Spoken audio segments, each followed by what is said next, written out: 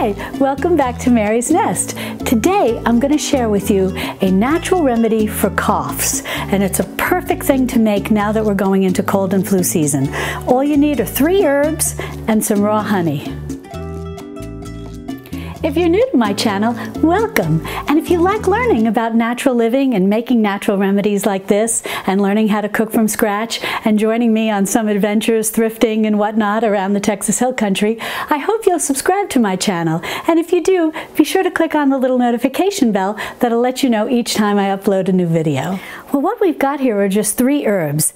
This is marshmallow root, and yes, this is what marshmallows were once made from. And then this is slippery elm bark, and then this is lemon thyme, which if you like lemon, this smells so good. And it's a nice thyme to use because thyme is very good for helping to relieve coughs, and the lemon flavor to it adds a nice touch as opposed to just the regular thyme, which sometimes can be almost slightly medicinal. This adds a nice lemon flavor and makes the cough syrup rather pleasant. Now what I like to do is mix all the herbs together before I put them in my jar, but you can certainly layer them if you want. That's fine too. You can skip this step, but I just find, I think it works a little better if they're all mixed together.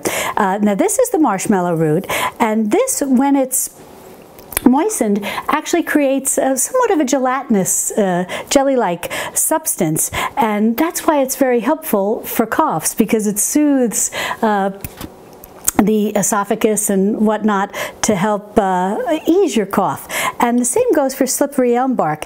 It too creates somewhat of a jelly-like, gelatinous type substance once it gets moist, and so that's a nice ingredient for homemade natural cough medicines as well. And then lemon thyme, which is just a wonderful ingredient to add as well. It's has an ingredient in it called, and I think I'm pronouncing it correctly, thymol.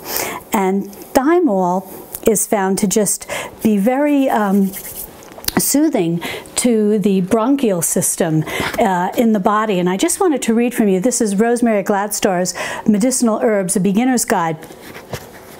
And I shared this book with you when I talked about my ginger honey, which I also made tonight.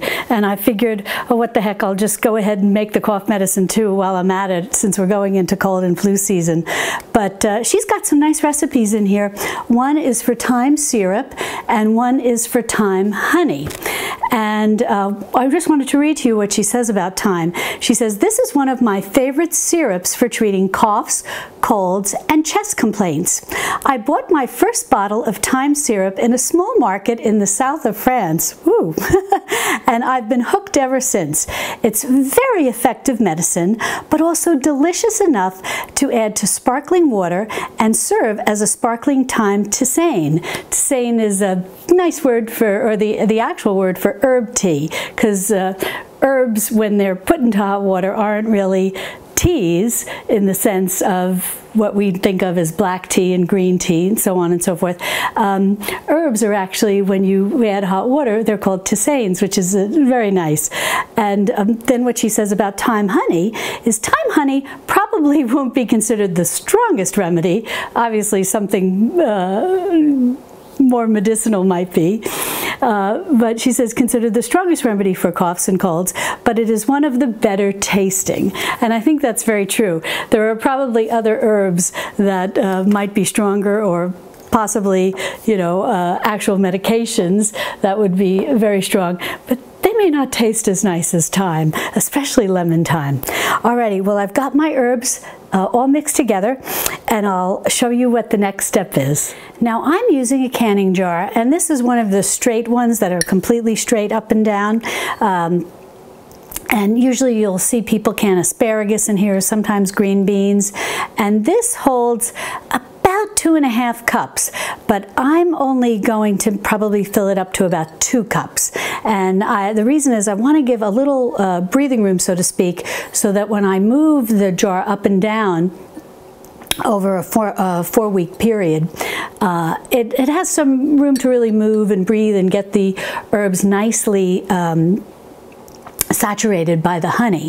Now, I wanted to mention, when I had the herbs in these little bowls here, I had approximately 1/3 of a cup of each herb in those bowls packed, you know, 1/3 of a cup packed down. And now all I'm going to do is fill this jar, and then when I get everything in this jar, I'm going to add the honey. And depending on what size jar you use, you really can make as much or as little as you want. Basically, you want to fill your jar halfway up, packed with the herbs of your choice. And in this case, there are a lot of different herbs you can use to make natural remedy cough preparations, but I really like this particular combination, and I'm sorry about that, and I find that it works very nicely. Well, let me just get this all in here, and then we'll pour the honey in. Alrighty, well, I've got all the herbs in here, and they're nicely mixed, and I've packed it down just to show you that it's about 1 cup of herbs. Now, I'm actually going to loosen this a little as I get ready to pour the honey in. Pour the honey in, because I want the honey to really be able to saturate nicely. And what I'm using here, this is a Texas wildflower honey, and it's raw and unfiltered. I buy this at my local grocery store, H-E-B, which we have here in Central Texas, which is just a wonderful grocery store. And as I said, this is Texas wildflower honey. And for this particular preparation, you want to use a honey that is very easy flowing. You may remember when I made, I think it was my infused honey with the garlic, the ginger, and the turmeric. I used a very thick honey that I had that's also a Texas honey, specifically here from the hill country, and it's very thick, and I had to spoon it out. But I was going to be warming it on the stove, so I wasn't too worried about it being so thick like that.